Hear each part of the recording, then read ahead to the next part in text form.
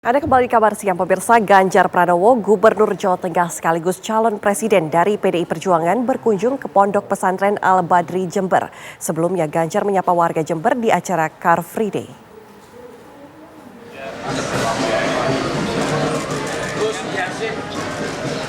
Ganjar Pranowo hadir untuk bersilaturahmi dan halal bihalal di Pondok Pesantren Al-Badri, Kabupaten Jember, Jawa Timur. Kedatangan Ganjar disambut hangat oleh ulama hingga santri pondok pesantren. Mereka antusias dengan kehadiran Gubernur Jawa Tengah sekaligus calon presiden dari PDI Perjuangan. Ganjar memuji Ponpes Al-Badri yang selama ini ikut memperhatikan program kemasyarakatan. Pesantren Al-Badri, tadi kita mendapatkan sambutan yang luar biasa, tapi pesantren ini punya perhatian yang tinggi pada masyarakat. Sehingga biasanya kalau kita ngomong di pesantren soal pendidikan, tapi hari ini Pak Yai menyampaikan soal pupuk. Maka kelihatan sekali para romo kiai yang di wilayahnya cukup berpengaruh menjadi tempat untuk sambat. Maka itulah menjadi ruang aspirasi yang tadi disampaikan. Ini contoh satu yang konkret ya dari peran para ulama yang ada di daerah-daerah. Biasanya ada pondok, daerah di kampung gitu ya. Dan mereka selalu menjadi tempat rujukan. Sebelumnya, Ganjar Pranowo membuat heboh warga Jember setelah muncul di acara Car Free Day. Calon presiden dari PDI Perjuangan, Ganjar Pranowo ini berkeliling alun-alun Jember, Jawa Timur, menyapa pengunjung Car Free Day. Sempat naik ke atas panggung, ia berpesan agar warga bijak bermedia sosial dan tidak percaya hoax. Kedatangan Ganjar Pranowo membuat warga antusias bersalaman hingga tak sedikit ibu-ibu dan anak-anak yang berdesakan. Dari Jember, Jawa Timur, Sinto Sofiadin, TV One mengabarkan. Bakal calon presiden dari Koalisi Perubahan Anies Baswedan menyampaikan pidato politiknya saat menghadiri deklarasi Relawan Amanat Indonesia atau ANIS di Senayan, Jakarta. Anies menekankan dirinya tak gentar menghadapi lawan dengan sumber daya besar di Pilpres 2024 mendatang karena sejatinya Pilpres merupakan kompetisi gagasan dan rekam jejak.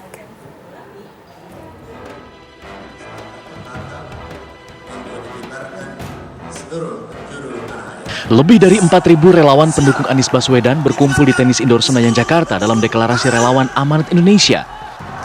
Turut hadir sejumlah pimpinan partai politik, antara lain Ketua Umum Demokrat Agus Harimurti Yudhoyono, Wakil Ketua Umum Nasdem Ahmad Ali, dan Presiden PKS Ahmad Saiku.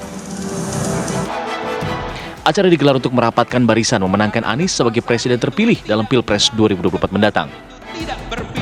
Dalam pidato politiknya, Anies menekankan dirinya tak gentar menghadapi lawan dengan sumber daya besar di Pilpres 2024 mendatang. Anies berpendapat karena sejatinya Pilpres merupakan kompetisi gagasan dan rekam jejak. Perjuangan ke depan kita ingin meluruskan jalan. Dan meluruskan jalan ini kita berhadapan dengan sebuah kompetisi. Kompetisi gagasan, kompetisi rencana, kompetisi rekam jejak. Dan dalam kompetisi ini kita akan berhadapan dengan lawan yang memiliki sumber daya yang luar biasa besar. Lawan yang memiliki kekuatan yang sangat besar. Lawan yang bisa mendominasi.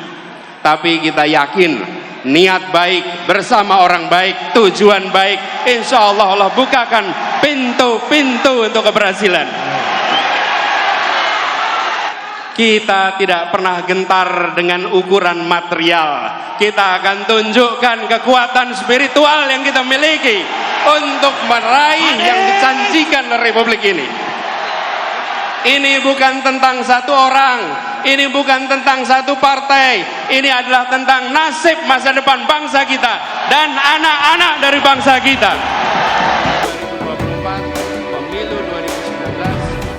Dalam kesempatan yang sama, Anies menyindir pemerintahan saat ini yang seakan tak rela kehilangan kekuasaan dengan berbagai manuver politiknya. Anies menegaskan saat ini merupakan eranya demokrasi modern yang dalam prosesnya kekuasaan sesungguhnya tetap berada di tangan rakyat sehingga tidak ada istilah perpindahan kekuasaan. Dan kita kirimkan pesan kepada semua, ini demokrasi modern. Ini bukan pengaturan negara dengan cara-cara yang non-modern. Di dalam demokrasi modern, saya ingatkan beberapa hari yang lalu, bahwa di dalam proses ini semua tidak ada kekuasaan yang berpindah, tidak ada kekuasaan yang hilang. Kekuasaan itu tetap dan terus berada di tangan rakyat Indonesia.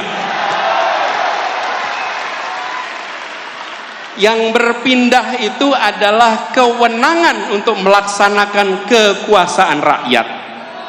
Dan tiap 5 tahun sekali rakyat yang memegang kekuasaan menitipkan kewenangan itu secara bergantian. Inilah negara modern, inilah negara demokrasi modern. Karena itu, bila ada yang berpandangan khawatir kehilangan kekuasaan, maka sesungguhnya dia tidak paham prinsip-prinsip dasar demokrasi.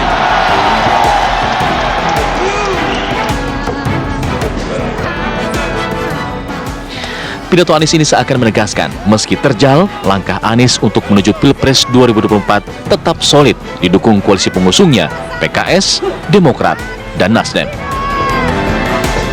Tim TV One mengabarkan.